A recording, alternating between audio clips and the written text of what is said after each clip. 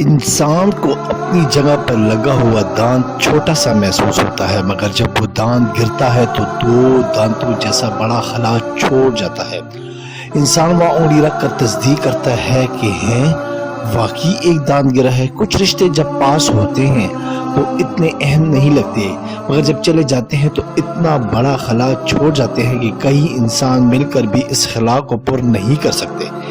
ان میں سے ایک رشتہ والدین کا ہے۔ جب تک پاس ہوتے ہیں تو ہوش سنبھالتے ہی ان کی پابندیاں جان کھا جاتی ہیں۔ سپارہ پکڑو، مسجد جاؤ۔ مسجد جاؤ گے تو روٹی ملے گی زبردستی۔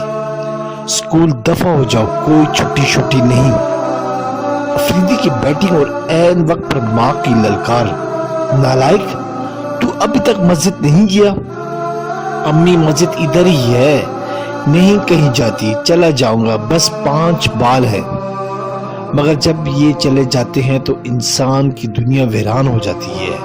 خوشی کے وقت پہلا خیال یہی تو آتا ہے کہ امی کو بتاؤں یا ابا کو بتاؤں کہ آپ کا وہ بیکار کا بیٹا یا بیٹی کتنے کام کے نکلے ہیں۔ مگر جب جھٹکا لگتا ہے کہ جن کو اصل خوشی ہونی تھی وہ تو چلے گئے، والدین کی ہر وہ بات اور پابندی جس پر ہمیں اس وقت غصہ آتا ہے، حقیقت میں ان کے خلوص و اخلاص کا مظہر ہوتا ہے، اور وہ نہ صرف ہمارے نقصان بلکہ نقصان کے اندیشے سے بھی سہمے رہتے ہیں اور ہمارے مستقبل کے لیے پریشان رہتے ہیں۔